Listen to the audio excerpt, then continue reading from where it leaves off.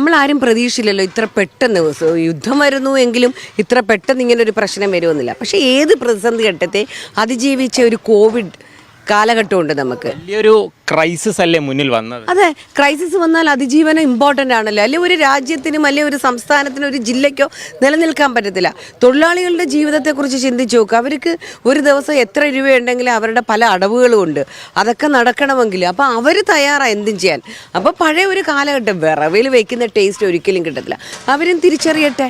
ഈ സമയത്ത് വിറക് സംഘടിപ്പിക്കുക എന്ന് പറയുന്നതാണ് വലിയൊരു ടാസ്ക്കാണ്. പക്ഷേ ഇന്നലെ നമുക്ക് കുറച്ച് ബുദ്ധിമുട്ടുണ്ടായി. രാത്രിയൊക്കെ അവിടെ നിന്ന് ഇന്ന് ഞങ്ങൾ അതിന് പ്ലാൻഡ് ആണ്. നമ്മൾ വിറവ് മേടിക്കാനും നമുക്ക് പഴയ കുറേ വിറവുകൾ ഇരിപ്പുണ്ട് സ്റ്റോക്ക്. അത് കീറി എടുക്കുക എന്നുള്ളതേ ഉള്ളൂ. അത് മെഷീൻ വഴി കീറി നാളെ മുതൽ നമ്മൾ സ്റ്റോക്ക് ചെയ്യും. ഇത് ഇന്ന് ഇപ്പോൾ തുടങ്ങിയത് രാത്രി വരെ ഇങ്ങനെ നിൽക്കും. കാര്യം ഫ്രഷായിട്ട് സാധനം കൊടുക്കുക എന്നുള്ളതാണ്. നമ്മളെ ഉദ്ദേശിച്ചിട്ട് ഒരുപാട് പേര് ആൾക്കാരും ഭക്ഷണം ഈ ഇന്നത്തെ ഫാസ്റ്റ് ലൈഫല്ലേ, രാവിലെ ഫുഡ് എടുക്കാതൊക്കെയാണ് ജോലിക്ക് പോകുന്നത് എടുക്കുന്നതൊക്കെ. അപ്പം അവരൊക്കെ നമ്മളെ പ്രതീക്ഷയോട് വരുന്നതാ. എല്ലാം 60% പൂട്ടിയതാണ് ഇന്നത്തെ കണക്ക്. അപ്പം നമ്മൾ എന്തൊക്കെ ചെയ്യാം അതിൻ്റെ മാർഗങ്ങളും അതിൻ്റെ വഴികളും കണ്ടെത്തുക എന്നുള്ളതാണ്.